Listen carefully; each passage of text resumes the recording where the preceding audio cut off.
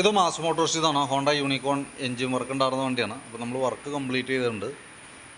അപ്പോൾ നമ്മൾ ചെയ്തേക്കണത് എൻജിൻ വർക്ക് ഫുള്ള് എൻജിൻ വർക്കായിട്ട് ചെയ്തിട്ടുണ്ട്.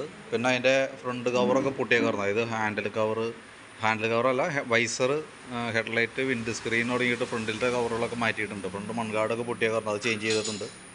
ഈ സൈഡിലേക്ക് വരുമ്പോഴത്തേക്കും ബാക്കിലത്തെ റിയർ കോൾസെറ്റ് ഫുള്ള് പൊട്ടി കിടക്കായിരുന്നു, അത് മാറ്റിയിട്ടുണ്ട്. ഈ ബാക്കിലത്തെ ബ്രേക്ക് ലൈറ്റിൻ്റെ ഗ്ലാസ്സൊക്കെ പോയിട്ടുണ്ടായിരുന്നു, അടിഭാഗം പൊട്ടിയിരിക്കുകയായിരുന്നു. അപ്പോൾ അത് മാറ്റി പുതിയത് സെറ്റാക്കിയിട്ടുണ്ട്. 2 ഇൻഡിക്കേറ്റർ സൈഡൊക്കെ മാറ്റി സെറ്റാക്കിയിട്ടുണ്ട് കേട്ടോ. അപ്പോൾ നിലവിൽ നമ്മൾ general service, carburettor cleaning, engine work, ബോഡിയുടെ ഭാഗങ്ങളെല്ലാം ഉൾപ്പെടുത്തി ആണ് വർക്ക് ചെയ്തേക്കണത്. അതിനകത്ത് നമ്മൾ ഈ ചെയ്തേക്കണ വർക്കുകൾ എന്ന് പറയുമ്പോഴത്തേക്കും എൻജിൻ വർക്ക് 1 വർഷത്തെ വാറണ്ടിയിലാണ് നമ്മൾ ചെയ്തേക്കണേ. അത് നമ്മൾ കറക്റ്റ് അതിൻ്റെ പീരിയോഡിക് സർവീസൊക്കെ കറക്റ്റായിട്ട്, ആഫ്റ്റർ സർവീസ് കറക്റ്റായിട്ട് ചെയ്യുകയാണെന്നുണ്ടെങ്കിൽ എന്തെങ്കിലും ഒരു വാറണ്ടി സംബന്ധമായിട്ടുള്ള കംപ്ലയിൻറ്റ് വന്നാൽ നമുക്ക് അതിനകത്ത് വാറണ്ടി ക്ലെയിം ചെയ്യാനായിട്ട് പറ്റും. അതിനകത്ത് മാറ്റിയേക്കണ പാർട്സുകൾ എന്ന് പറഞ്ഞാൽ ഇതൊക്കെയാണ്. അത് നിലവിൽ ക്രാങ്ക് ഷാഫ്റ്റ് മാറ്റിയിട്ടുണ്ട്, സിലിണ്ടർ പിസ്റ്റൺ മാറ്റിയിട്ടുണ്ട്. അതേപോലെ തന്നെ അതിനകത്ത് ഈ ക്ലച്ച് ഡിസ്ക്, ടൈമിംഗ് ചെയിൻ, അതേപോലെ തന്നെ ഈ എഞ്ചിനകത്ത് തന്നെ ബെയറിങ്ങുകളെല്ലാം തന്നെ മാറ്റിയിട്ടുണ്ട്. കാർബറേറ്ററിനകത്ത് തന്നെ vacuum piston, slow jet, float valve അതൊക്കെ മാറ്റി സെറ്റ് ചെയ്തേക്കണം കേട്ടോ. പിന്നെ അതിൻ്റെ ചോക്കിൻ്റെ കേബിള്, ആക്സിലേറ്ററിൻ്റെ കേബിള്, ക്ലച്ചിൻ്റെ കേബിള്, ആ ഐറ്റംസൊക്കെ മാറ്റി വെച്ചാണ്. സൈഡ് സ്റ്റാൻഡ് കംപ്ലയിൻറ്റ് ഉണ്ടായിരുന്നു, അത് നമ്മൾ മാറ്റി പുതിയത് വെച്ചേക്കണേ. അതേപോലെ തന്നെ ഇത് ബോഡി പാർട്സുകൾ മാറ്റിയാണ് ആയിട്ട് കേട്ടോ. അപ്പോൾ ഇതിനകത്ത് നമുക്കതിനകത്ത് ഈ കാർബറേറ്ററിൻ്റെ കേസ്, ബാക്കിത്തെ എല്ലാ വർക്കുകളും നമ്മൾ ഓൾറെഡി, ഇപ്പോൾ എഞ്ചിൻ സംബന്ധമായിട്ടുള്ള വർക്കിന് നമ്മൾ ഓൾറെഡി 1 വർഷം അല്ലെങ്കിൽ 12,000 കിലോമീറ്റർ വാറണ്ടി നമ്മൾ പറയുന്നുണ്ട്. അതിനകത്ത് പ്രത്യേകം ശ്രദ്ധിക്കേണ്ടത് ഈ കാർബറേറ്റർ അസംബ്ലി ഓൾറെഡി നമ്മൾ അഴിച്ച് ക്ലീൻ ചെയ്ത് റീസെറ്റ് ചെയ്യണം. പക്ഷേ ഇപ്പോഴത്തെ പെട്രോളിൻ്റെ ഒരു പ്രോബ്ലം, അതായത് E20 എന്ന് പറയുന്ന പെട്രോൾ നമുക്കിപ്പോൾ ഉപയോഗിക്കാൻ കിട്ടാം. ആ പെട്രോളിൻ്റെ ഒരു കെമിക്കൽ റിയാക്ഷൻസ് മൂലം ഒട്ടുമിക്ക വണ്ടികളുടെയും കാർബറേറ്റർ കംപ്ലയിൻറ്റ് വരുന്നുണ്ട്.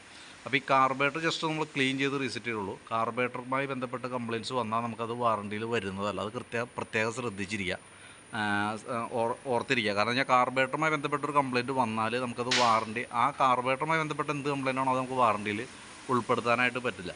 കാരണം അപ്പോൾ നമ്മൾ പുതിയ കാർബറേറ്റർ മേടിച്ച് വെച്ചാൽ പോലും ഓൾറെഡി കമ്പനി വാറണ്ടി തരുന്നില്ല. കാരണം ഒട്ടുമിക്ക വണ്ടിയുടെയും കാർബറേറ്ററുകൾ ഈ പെട്രോളിൻ്റെ ഉപയോഗം മൂലം കാർബറേറ്റർ പെട്ടെന്ന് കംപ്ലയിൻറ്റിലേക്ക് പോകുന്നുണ്ട്. അതുകൊണ്ടാണ് മെയിനായിട്ട് ഒരാളും വാറണ്ടി കൊടുക്കാത്തതിൻ്റെ കേസ്. അപ്പോൾ നിലവിൽ നമ്മളിപ്പോൾ അഴിച്ച് ക്ലീൻ ചെയ്ത് റീസെറ്റ് ചെയ്തിട്ടുണ്ട്. ഇതിൻ്റെ മെയിൻ പ്രോബ്ലം വരാമെന്ന് പറഞ്ഞാൽ കാർബറേറ്ററിൻ്റെ അടിയിൽ പൈപ്പ് വഴി താഴേക്ക് പെട്രോൾ ഒന്ന് ചാടിക്കൊണ്ടിരിക്കുക, പെട്രോൾ ഓവർഫ്ലോ വരാം. അതാണ് ഓവർഫ്ലോ വന്നു കഴിയുമ്പോൾ നമുക്കൊന്നും ചെയ്യാൻ പറ്റാത്തൊരു കണ്ടീഷനാണ്. ബാക്കിയത്തെ മിസ്സിങ്ങിൻ്റെ കേസൊക്കെ ആണെങ്കിൽ ഒരു പരിധി വരെ നമുക്ക് അഡ്ജസ്റ്റ് ചെയ്യാം, അതും പോസിബിൾ അല്ല. പക്ഷേ എന്നാൽ പോലും തൽക്കാലം അഡ്ജസ്റ്റ് ചെയ്ത് കൊണ്ടു നടക്കാം. ഓവർഫ്ലോ വന്നു കഴിഞ്ഞാൽ പ്രത്യേകിച്ച് ഒന്നും ചെയ്യാനായിട്ട് പറ്റില്ല. അപ്പോൾ അതിന് നമ്മളൊരു മുൻകരുതൽ എന്ന നിലയിൽ ഒരുപാട് സമയം വണ്ടി വെക്കുന്ന സമയത്ത് പെട്രോൾ ലോക്ക് ചെയ്ത് വയ്ക്കുക, ഓഫ് ചെയ്ത് വയ്ക്കുകയാണെന്നുണ്ടെങ്കിൽ കുറേ സേഫ് അതായിരിക്കും. പിന്നെ ഈ പറഞ്ഞ രീതികളെ ഒരുപാട് സമയം വെക്കുന്ന സമയത്താണ് അത് നമ്മൾ ശ്രദ്ധിക്കേണ്ട കേസ്. പിന്നെ സ്റ്റാർട്ടിങ്ങിൽ മോർണിംഗിൽ സ്റ്റാർട്ടാവാനായിട്ട് ചെറിയൊരു പ്രോബ്ലം കാണിച്ചേക്കാം. അങ്ങനെ ഉണ്ടെങ്കിൽ നമ്മൾ ഈ പറഞ്ഞ പോലെ ചോക്കൊക്കെ വർക്കിംഗ് ആക്കിയിട്ടുണ്ട്. അപ്പോൾ ചോക്ക് അപ്ലൈ ചെയ്യുക, വണ്ടി സ്റ്റാർട്ട് ചെയ്യുക, അപ്പോൾ ഓക്കെ ആയിക്കോളും. അതൊക്കെയാണ് മെയിനായിട്ട് നമ്മൾ ശ്രദ്ധിക്കേണ്ട കേസ്. പിന്നെ നമുക്ക് 1 വർഷത്തെ വാറണ്ടി എന്ന് പറഞ്ഞാൽ നമുക്കൊരു കിലോമീറ്ററിൻ്റെ അടിസ്ഥാനം കൂടി നമ്മൾ ചെക്ക് ചെയ്യും. കാരണം 1 വർഷം നല്ല ഓട്ടമുള്ള വണ്ടിക്ക് ഈ 12,000 കിലോമീറ്റർ എന്നുള്ളത് ചിലപ്പോൾ 1 വർഷം ആവണേക്കാളും മുമ്പ് തന്നെ വണ്ടി ഓടി എത്തിയിട്ടുണ്ടാവും. അങ്ങനെ വരുമ്പോൾ സ്വാഭാവികമായിട്ടും ആ 12,000 കിലോമീറ്ററാണ് നമ്മൾ മാനദണ്ഡമായിട്ട് കൂട്ടുക. ഓട്ടം കുറവുള്ള വണ്ടിയാണെങ്കിൽ 1 വർഷം, അങ്ങനെയാണ് അതിൻ്റെ ഒരു കാലാവധി തന്നെ കേട്ടോ. അപ്പോൾ പ്രത്യേകം ശ്രദ്ധിക്കുക, നമ്മൾ കറക്റ്റ് ഓയിൽ ചേഞ്ച് കാര്യങ്ങളൊക്കെ കറക്റ്റായിട്ട് ശ്രദ്ധിച്ചാൽ വണ്ടിക്ക് കംപ്ലയിൻറ്റ്സ് ഇല്ലാണ്ട് നമുക്ക് ലൈഫ് ടൈം ഉപയോഗിക്കാനായിട്ട് പറ്റും. ഈ വണ്ടിക്ക് പറ്റിയാണ് കേസ് എന്ന് പറഞ്ഞാൽ ഇതിൻ്റെ സിലിണ്ടറിൻ്റെ ഉള്ളിലൊക്കെ അവസ്ഥ കാണുമ്പോൾ അറിയാം, മൊത്തം ചെളി കാര്യങ്ങൾ, അതായത് ഓയിൽ സമയത്തിന് മാറ്റാതെ കൊണ്ട് വന്ന കംപ്ലയിൻ്റാണ് മെയിനായിട്ട്. അപ്പോൾ അതൊക്കെ റിപ്പീറ്റ് ആവർത്തിക്കാണ്ടിരിക്കാൻ ശ്രദ്ധിച്ചാൽ മതി. അപ്പോൾ ബാക്കി നല്ല രീതിയിൽ നമുക്ക് ഉപയോഗിക്കാനായിട്ട് പറ്റും. പിന്നെ നമുക്കിതിൻ്റെ ഫസ്റ്റിലത്തെ ഓയിൽ ചേഞ്ചും ഫിൽട്ടർ ക്ലീനിങ്ങും ആദ്യത്തെ 1 മാസത്തിനുള്ളിൽ തന്നെ വരും. 1 മാസം അല്ലെങ്കിൽ 1000 കിലോമീറ്ററാണ് പറയുന്നത് കേട്ടോ. അപ്പോൾ അത് നിർബന്ധമായിട്ടും ചെയ്യണം. കാരണം നമ്മളിപ്പോൾ എൻജിൻ സെറ്റ് ചെയ്യുന്ന സമയത്ത്, ക്ലീൻ ചെയ്തൊക്കെ സെറ്റ് ചെയ്യുന്ന സമയത്ത് എൻജിൻ്റെ ഒട്ടുമിക്ക ഭാഗങ്ങളും ഈ എൻജിൻ ഓയിൽ തന്നെ ചെന്നിട്ടാണ് ക്ലീൻ ചെയ്ത് വാഷ് ചെയ്ത് തന്നെ.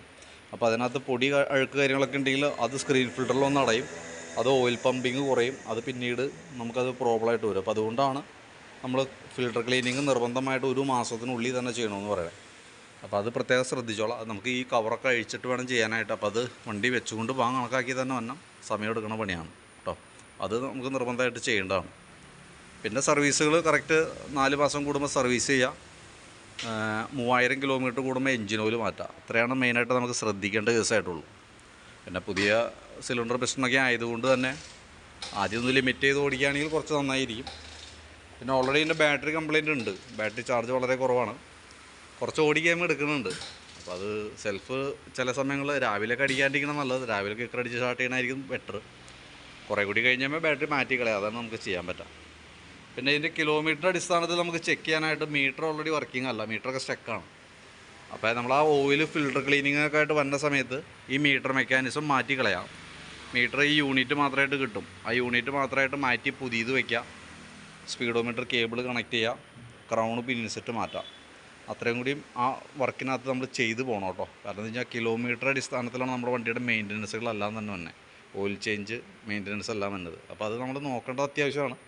ഇപ്പം നിലവിൽ ബാക്കിയത്തെ വർക്കുകൾ ചെയ്യുമ്പോൾ നല്ല അത്യാവശ്യം എമൗണ്ട് വന്നേക്കണത് കൊണ്ടാണ് തൽക്കാലം നമ്മളത് സ്കിപ്പ് ചെയ്തിട്ടാണ്. തന്നെയല്ല നമുക്ക് അതിൻ്റെ മെക്കാനിസം ഓൾറെഡി നമ്മുടെ സ്റ്റോക്ക് ഇല്ലതാണ്. അപ്പോൾ നമ്മൾ ഫസ്റ്റിലത്തെ ഫിൽട്ടർ ക്ലീനിങ് വരുമ്പോഴത്തേക്ക് അത് അറേഞ്ച് ചെയ്ത് വയ്ക്കാം.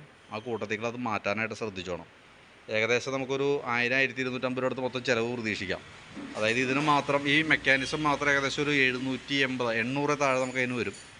ഈ ഗിയർ സെറ്റ് എന്ന് പറയുമ്പോൾ ഈ ഒരു യൂണിറ്റാണ്. ആ യൂണിറ്റിന് തന്നെ ഏകദേശം ഒരു 300 അടുത്ത് യൂണിറ്റ് വരും. പിന്നെ കേബിൾ വരും. അതൊക്കെയാണ് വന്നത് കേട്ടോ. ഏകദേശം പ്രതീക്ഷിക്കുക. കറക്റ്റല്ല, റേറ്റ് എത്രയാണോ ആ എമൗണ്ട് കേട്ടോ. ഒരു 1300-1500 ഇടയിൽ എന്തെങ്കിലും പ്രതീക്ഷിക്കാം. അപ്പോൾ അത് നിർബന്ധമായിട്ട് ചെയ്തിട്ടേക്കാം. കാരണം കിലോമീറ്റർ നമ്മൾ ചെക്ക് ചെയ്യുന്ന സമയത്ത് വർക്കിംഗ് അല്ലാന്നുണ്ടെങ്കിൽ നമ്മൾ കിലോമീറ്റർ എത്ര ഓടി എന്നുള്ളത് കേസ് നമുക്ക് അറിയാനായിട്ട് പറ്റില്ല. അത് പിന്നീട് എന്തെങ്കിലും ഒരു വാറണ്ടി ക്ലെയിം വന്ന സമയത്ത് അതൊക്കെ ഒരു പ്രോബ്ലമായിട്ട് വന്നേക്കാം.